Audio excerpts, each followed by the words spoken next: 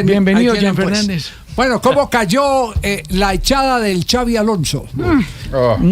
Hay varias versiones. Sí. Hay la versión de que lo echaron por la cara de Florentino cuando él se arrimó a recibir la distinción como segundo, como subcampeón. Le voltea la cara. Sí, claro. Le metió una cara de desprecio impresionante Florentino. Yo había visto la toma desde arriba. Estaba yo oyendo a los de COPE, una maravillosa transmisión, me encantó cómo transmiten los de COPE en España, y ellos decían, mire, expectativa, ahí se está acercando todo. No, se abrazaron bien, pero era la toma aérea. Sí. Después la toma del costado, que es la más evidente. Se llama la toma del desprecio, porque claro. se nota al voltearle la cara el desprecio total y absoluto. El gesto. El reto es averiguar si Xavi se mamó después del desplante, otro desplante, el que hizo Mbappé. Ese es tremendo, ¿no? Exactamente, que ese ya es un golpe de Estado al camerino. Sí, no hay autoridad. Ese es un golpe de Estado. El que mando aquí en el camerino soy yo, no usted, Xavi. Eso fue lo que quiso decir Mbappé. Sí. Y sí, evidentemente fue Xavi el que dijo, no, esto ya es incontenible.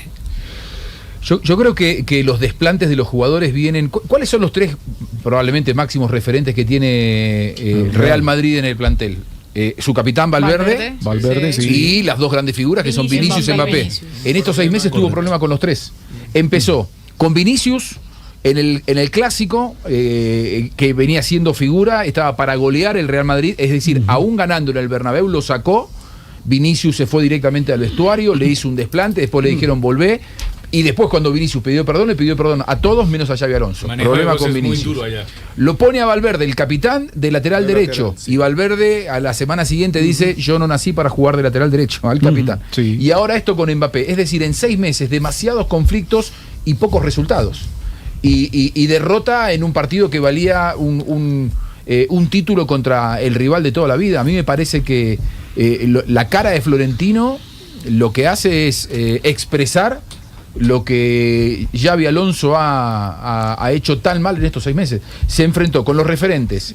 Mbappé se animó Es que la culpa no es de Xavi, yo creo. a desafiarlo públicamente. ¿Cómo? La culpa no es de Xavi. No.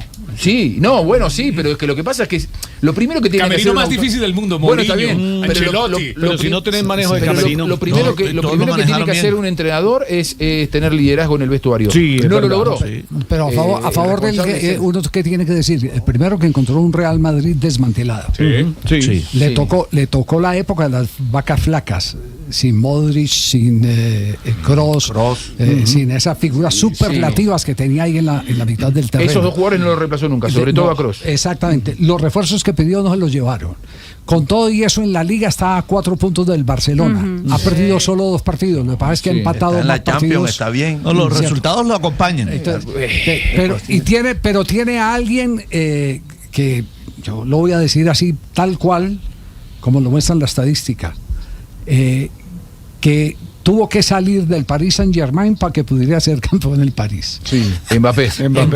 Que respiró Luis Enrique. Que es el video que estamos viendo, el video que vemos, él diciendo, el Xavi Alonso diciendo, vayan, rescatemos algo que está faltando del fútbol, que es la cortesía, la capacidad de aprender a ganar, pero también la capacidad de aprender a perder. Y el otro que no, que cómo iban a salir una caída de honor. Pues ese jugador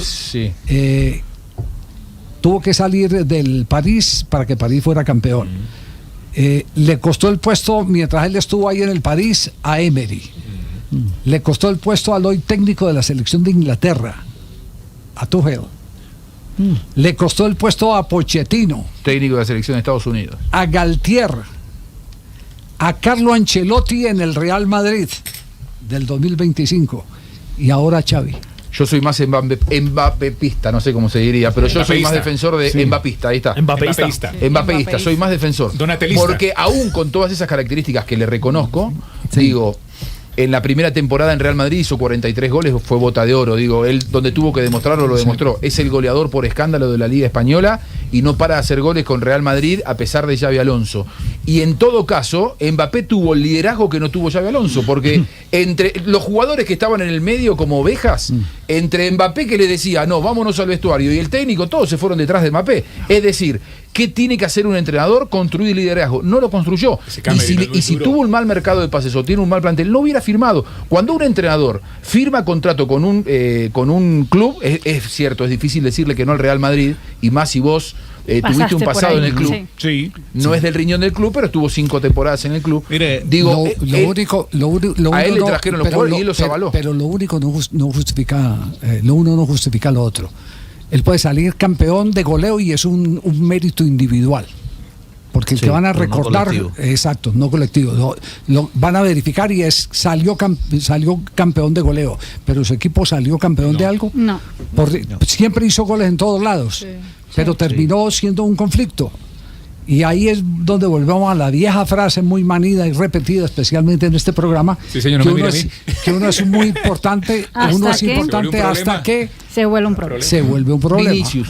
Luis Enrique respiró cuando se fue Mbappé. Soy mucho más crítico con Vinicius que con Mbappé. Pero yo creo que Pero si Vinicius hizo lo mismo, o sea, si estamos hablando de que tu problema con 3, ¿por qué Vinicius es el único problema? No, porque Vinicius en el clásico, cuando lo sacan, ese gesto me parece mucho más desafiante que en este caso el de Mbappé. No, ahí empieza Vinicius, a desestabilizarse. No, incluso Juanjo, mire, de las 3 figuras, el con el que menos tuvo, digamos, problema, entre comillas, fue con Mbappé, porque decía la prensa que él tenía que estar por esa lesión de rodillas hasta el 21 de enero por fuera de las canchas. Incluso fue suplente y dicen que Mbappé era el único que estaba tratando de que a Xavi no lo sacara. Bueno, David López desde Madrid tiene esta visión de la crisis del Real Madrid. Habló hoy en Jugada Maestra de Ditu, el periodista español David López, y se refirió justamente a ese gesto frío de Florentino con Xavi. David López. En el Celta, que el Real Madrid pierde ese partido de Liga, venía de 3 empates, además contra equipos Rayo, Girona, Elche y demás. Desde ese día, que es mitad del mes de diciembre, estaba ya sentenciado, todo el mundo lo sabía, en el momento en el que hubiera un bache definitivo que pudo pasar en la Copa del Rey, que pudo pasar en algún partido de Liga, directamente también pudo pasar en las propias semifinales de la Supercopa, iba a caer. Ese gesto viene de alguna manera a mostrar la frialdad que ya había, no es un gesto como de demasiada seguridad en base al respaldo que merece un técnico. Y además, no, Javi, verdaderamente Florentino no ha creído en Xabi Alonso desde que acabó el Mundial de Clubes, no lo ha defendido en ningún momento, y cada vez que ha tenido líos, que después vamos a hablar de ellos, con los jugadores, siempre el Real Madrid, directiva, Florentino a la cabeza, se ha puesto de lado, con lo cual no había un escudo demasiado grande para Xabi Alonso, y ese gesto yo lo interpreto así. ¿Y quiénes tienen la responsabilidad en esta salida de Xabi Alonso? Sí, a ver, hay muchísimos protagonistas, hay muchísimas responsabilidades, casi me atrevo a decir que hay un reparto tremendo, coral, entre futbolistas, entre presidencia, entre dirección deportiva y evidentemente también el propio Xabi Alonso. La realidad es que desde la gente del Real Madrid lo que apunta en ese sentido hacia la plantilla es una carencia evidente en algunos puestos muy notorios, además en la plantilla del Real Madrid, por ejemplo, un director de orquesta. Todos sabemos lo que ha pasado en el Real Madrid cuando se fue Kroos, lo que sufrió el Real Madrid el año pasado en esa posición. Si además acaba por salir también Luka Modric, desde ese punto de vista son dos no solo líderes, no solo directores de orquesta, no solo ejecutores de un plan, de una identidad de juego que le había dado al Real Madrid, y que probablemente había camuflado gran parte de los problemas que tenía este equipo en construcción de juego, en tener una partitura, en tener una identidad clara. Por Kroos y Modric se encargaron de ocultar ese problema. Ahora, sin ellos dos, urgía, evidentemente, fichar por ahí, y pese a que el Real Madrid lo sabía, pese a que Florentino también, no se ha querido gastar el dinero en un jugador del centro del campo, ha preferido tirar de incorporaciones más a largo plazo o de proyectos de jugadores que podían ser importantes en el futuro. Hablo de Álvaro Carreras, hablo de Hausen, hablo del propio Mastantuono, que ahora la gente evidentemente no entiende por qué se fue a por él. Es decir, ha habido una mala gestión en la creación de la plantilla, y claramente ahora sí que hay aquí un discurso muy claro en base a que gran parte de la culpa es de no haberle ofrecido ingredientes y herramientas en forma de plantilla de nivel a Xabi Alonso. Pero dijo David López que todo empezó en el Mundial de Clubes, que Xavi no quería dirigirlo. Primer punto fue el Mundial de Clubes, que recuerdo, él no quería coger al equipo en el Mundial de Clubes, él se negó, pero el Real Madrid le obligaba porque se quedaba sin Ancelotti, porque no quería ir a un gran torneo dando la sensación de un técnico que ya no iba a seguir, o buscar a uno de manera interina, con lo cual el primer punto fue que además no le hizo bien el Mundial de Clubes, salió de allí goleado por el Barça Saint-Germain,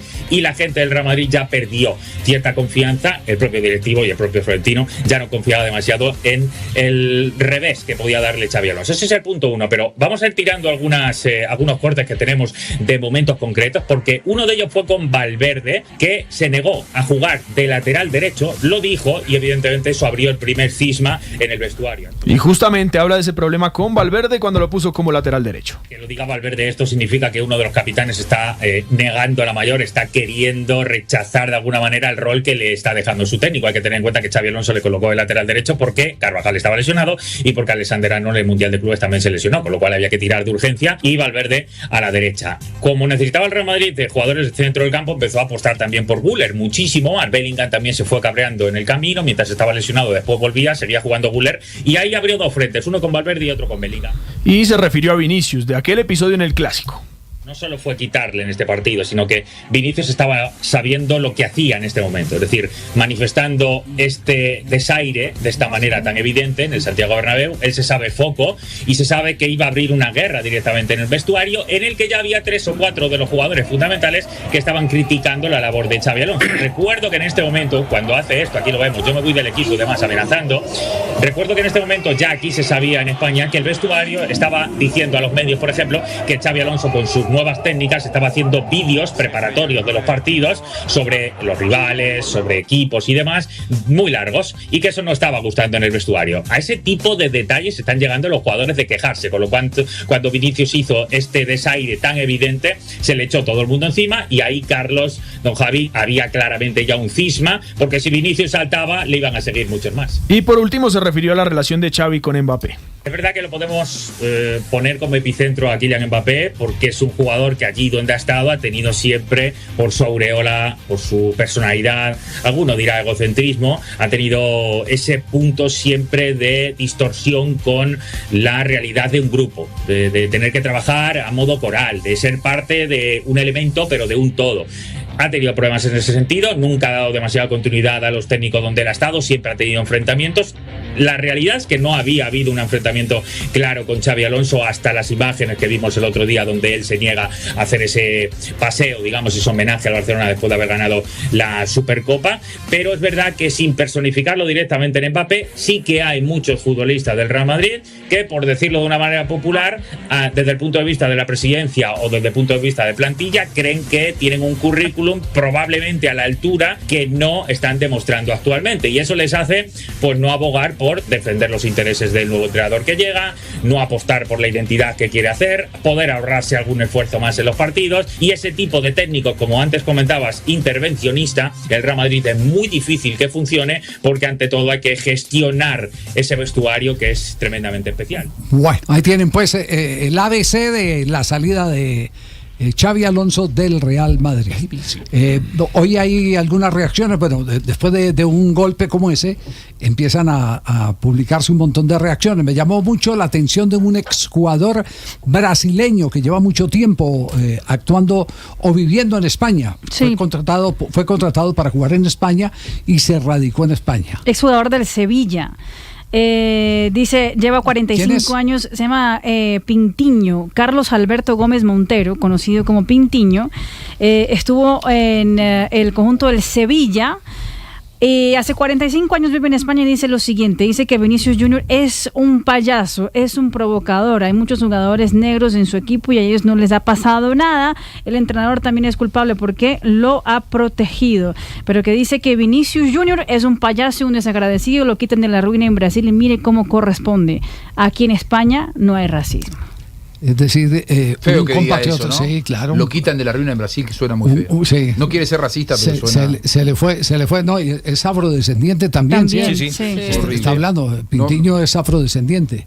Sí. ¿En qué equipo de Brasil jugó Pintiño? Jugó en el Fluminense en los 80, en el Vasco da Gama, en el Cádiz, bueno, esto en España, Cádiz. Sevilla y Cádiz en España. Me parece más grave viniendo de un brasileño, porque si viene de un europeo que por ahí puede ser ignorante de cómo es la coyuntura en el fútbol brasileño, ok. Ahora, un brasileño que diga que Vinicius si estuviera jugando en el fútbol brasileño sería multimillonario, quizás no al nivel de lo que gana en España, pero ganaría muchos millones de dólares. Entonces que diga, le lo quitan de la ruina, a mí como sudamericano me molesta. Bueno, ¿qué otro efecto hubo de la salida?